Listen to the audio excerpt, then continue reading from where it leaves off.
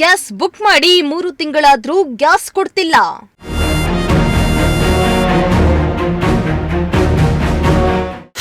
Gas ಏಜೆನ್ಸಿಗೆ ಮುತ್ತಿಗೆ ಹಾಕಿ ಜನರ ಆಕ್ರೋಶದ ಕಿಚ್ಚು.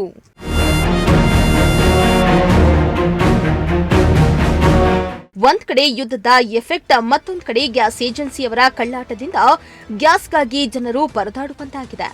ಯುದ್ಧ ಶುರುವಾಗೋದಕ್ಕೂ ಮುನ್ನವೇ ಗ್ಯಾಸ್ ಬುಕ್ ಮಾಡಿದ್ದು 3 ತಿಂಗಳಾದರೂ ಕೂಡ ಗ್ಯಾಸ್ ಕೊಡ್ತಾ ಇಲ್ಲ ಎಂದು ಜನರು ಗ್ಯಾಸ್ ಏಜೆನ್ಸಿ ಬಳಿ ಆಕ್ರೋಶವನ್ನ ಹೊರಹಾಕಿದ ಘಟನೆ ಮೈಸೂರು ಜಿಲ್ಲೆ ಹುಣಸೂರಿನಲ್ಲಿ ನಡೆದಿದೆ.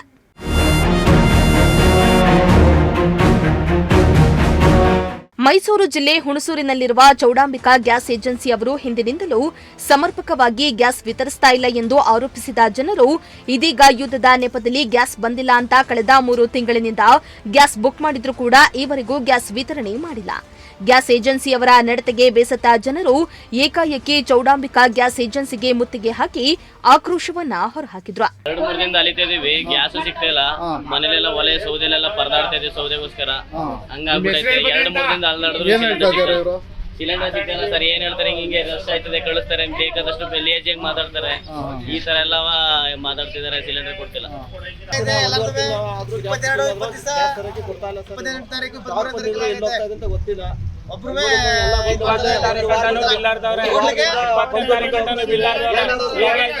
ಹದಿನೈದನೇ ತಾರೀಕಿಗೆ ಕೊಟ್ಟಿದೀವಿ ನಾವು ಅಂತ ಅವ್ರೆ. ಇಲ್ಲಿ ಸಿಸ್ಟಮ್ ಅಲ್ಲಿ 20ನೇ ತಾರೀಕು ಬಿಲ್ ಆಡ್ದವ್ರೆ. ಏನೋ ಒಂದು ಕಾರಣಗಳು ಹೇಳಿ ಕಳಿಸ್ತವ್ರೆ. ನಾವು ಇನ್ನೇನು ಒಂದು ವಾರಕ್ಕೆ 4 ದಿನ ಡೈಲಿ 20ನೇ ತಾರೀಕು 18, 19 ಬಿಲ್ ಎಲ್ಲಿ ಹೋಗವೆ ಸಿಲಿಂಡರ್ಗಳು? ಸರ್ ಎಲ್ಲ ಏಜೆನ್ಸಿಗಳು ಎಲ್ಲ ಫಾಲೋ ಅಪ್ ಮಾಡ್ತಾರೆ, ಕೊಡ್ತಾ ಇದ್ದಾರೆ. ಇನ್ನು ಅದ್ಯಾವಾಗ ಜನರ ಆಕ್ರೋಶ ಹೆಚ್ಚಾಯಿತು, ಸ್ಥಳಕ್ಕೆ ಗ್ಯಾಸ್ ಏಜೆನ್ಸಿ ಮುಖ್ಯಸ್ಥರು ಭೇಟಿಯನ್ನ ನೀಡಿ ಜನರ ಜೊತೆ ಮಾತುಕತೆಯನ್ನ ನಡೆಸಿದ್ರು. ಲೋಡ್ ಬಂದ ಕೂಡಲೇ ಗ್ಯಾಸ್ ವಿತರಿಸೋದಾಗಿ ಭರವಸೆಯನ್ನ ನೀಡಿದ್ದು, ಭರವಸೆಗೆ ಗ್ರಾಹಕರು ಒಪ್ಪಲಿಲ್ಲ.